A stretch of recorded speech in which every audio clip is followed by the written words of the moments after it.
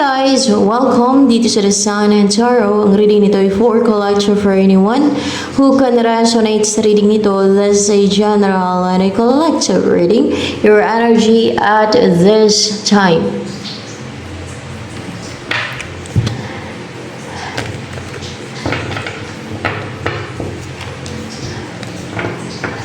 The Fool in reverse, 3 of Wands, 10 of Pentacles.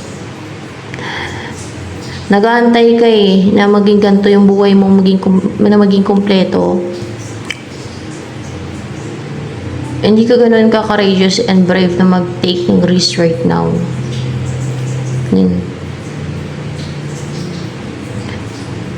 Hindi ka pa, or else hindi ka pa nagsistart ng new path. Ito inaantay mo. Pero kung inaantay, hindi ka pa nagsisimula. O hindi pa nagsisimula yan. Ito, yung mangyari yung Ten of Pentacles sa buhay mo na makumpleto na. Yung buhay mo at masagana, kumpleto, masaya pa, fulfill, lahat na. So ano pa? Ang energy mo ngayon.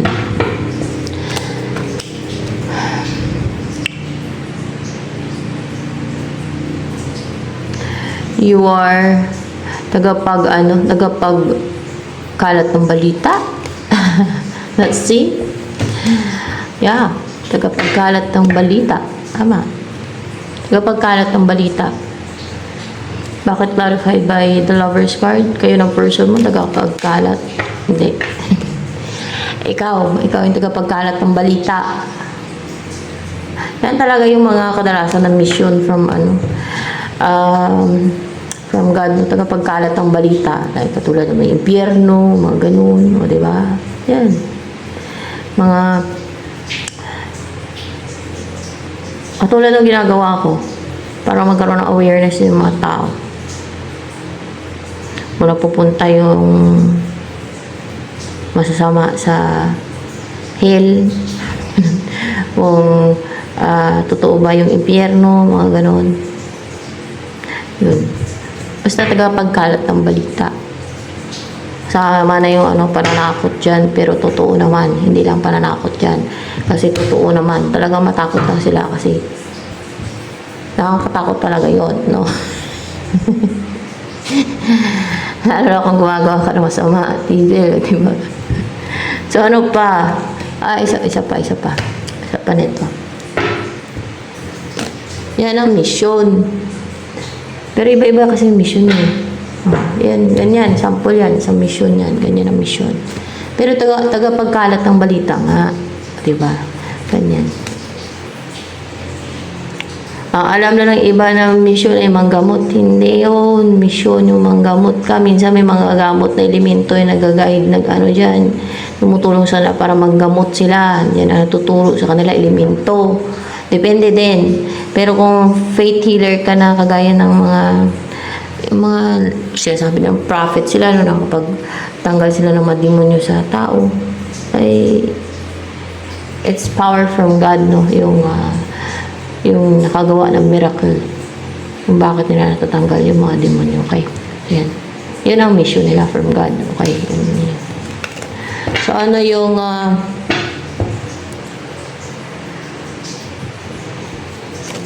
energy mo pa ngayon? You are confident, aligned and balanced and open yung mga chakras mo. Parang bibo-bibo ba yung vibe dito? Malakas yung vibe. Yan. Malakas yung vibe mo.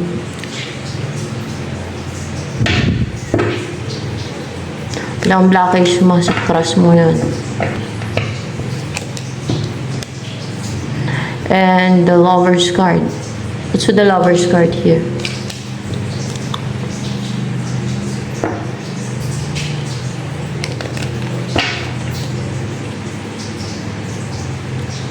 In reverse man yan.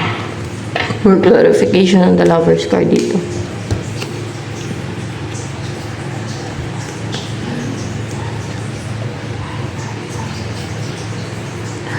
Yun na sayang to, yung may gumawa ng injustice. Someone na hindi nag-take ng action.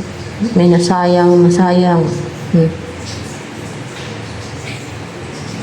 Dala ng spirits to, pero nasayang, may natapon. Pero you're both divinely guided. Pero may gumawa ng injustice. May hindi nag-take na action, may hindi nag-prosige. Yan.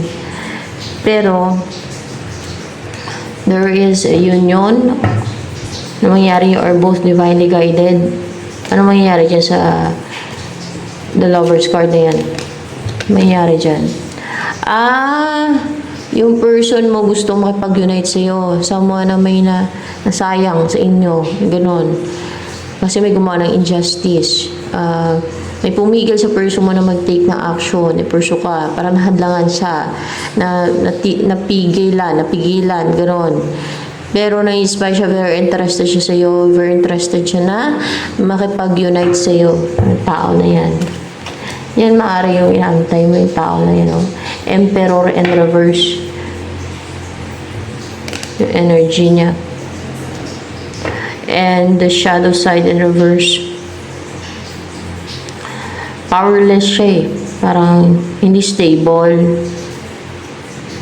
May nang-dominate sa kanya. Pero ngayon ay actually natanggal na yung mga gumugulo sa isipan niya, yung mga namahan sa isipan nitong taong to. Gustong bumalik para magpakasal kayo, para magsama kayo, either dyan sa mga nabanggit pa, para mamuhay kayo ng positive, stable, secured yan, para magkaroon ng stability sa inyong dalawa. Ay nasayang, so babalik siya. Oh, may offer to na huge offer na mag-purchase kayo ng house and lot, or kung meron na din, yun na yun, no? Yun na yung titirhan ninyo. Para magsama na kayo, para mag-umpisa na kayo magsama. Gusto nyo magsama kayo, bilang mag-partner, no? Na you will live a stable life together. Okay. Mag-umpisa ulit kayo after nyo nasaktan. Kasi may gumawa ng injustice dyan. Pwede ibang tao. Unfair, injustice. Kaya may nasayang. May umpisa ninyong relationship. Kung ano man yung umpisa ninyo. Pwede relationship talaga yun. Relationship yan. Nakarecover na daw siya at gusto niyang mag-umpisa kayo ulit. Mag-umpisa ng relationship. Yan, no?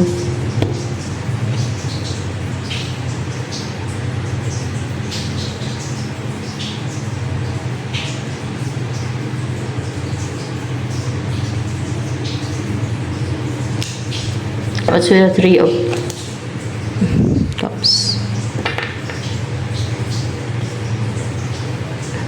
Gusto niyo magkaayos kayo, ma-reunite kayo. Yung Two of Pentacles dito, and you will build a strong bond, pero nadja-juggling siya kung makapag-reunite siya, hindi, nadja-juggling siya, para bang may nagpa-juggling sa kanya. Hindi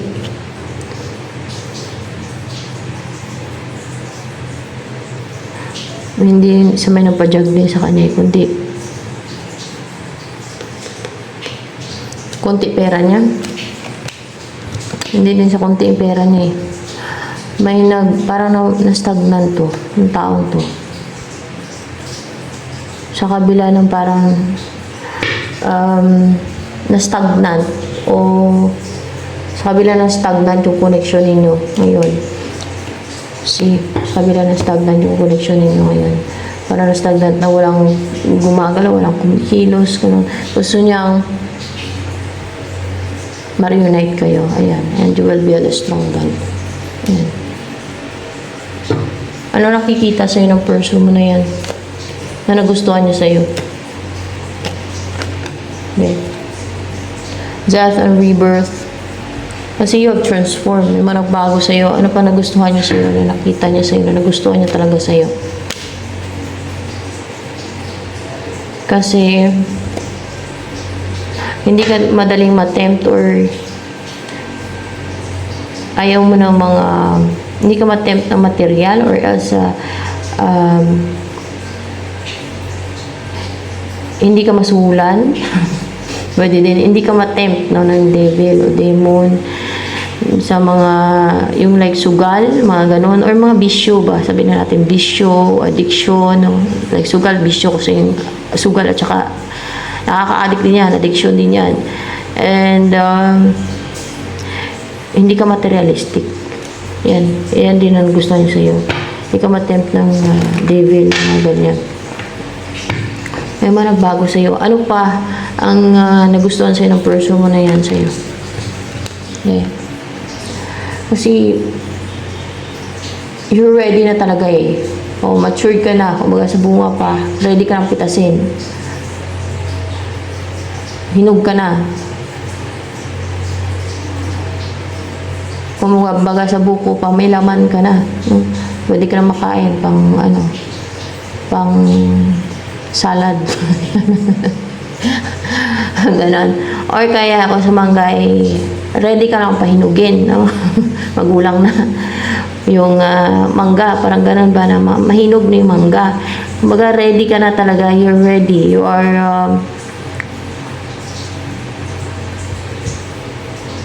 intelligent also. Ayan, makita na intelligent and matured, mag-isip. Or serious, no?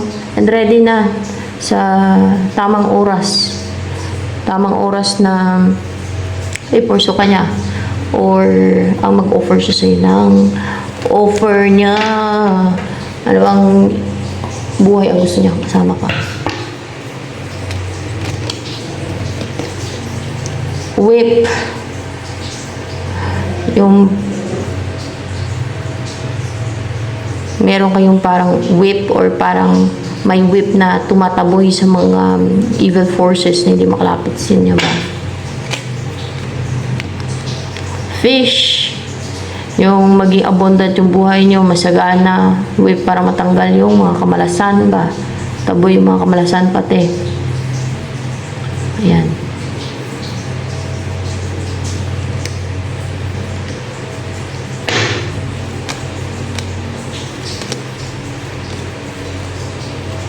At mamuhay ka na masagana, abundant, king of diamonds.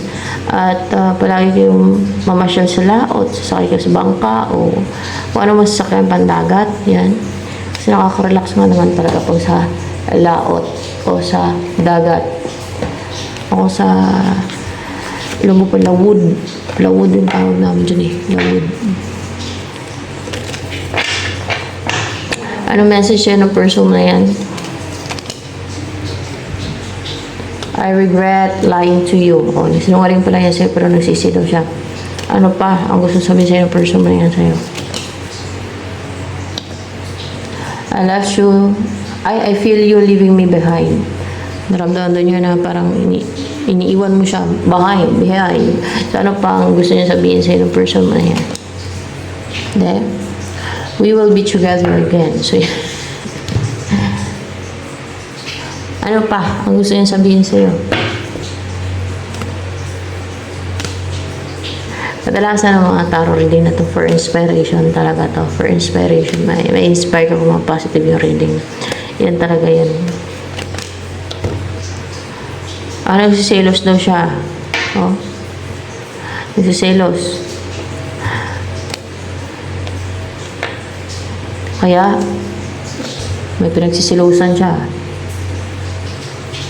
Trabaho mo, o meron kang karelasyon, or kaibigan mo lang, o nakita niya lang na may kasama ka, na kahit hindi mo kilala, nakasama mo, nakausap mo lang, o natimingan, pinagsilusan na. Yan ang nagpo-push sa kanya na naging determined siya na mag-take na action, i-pursue ka. So yan, ito na lamang guys for collective reading.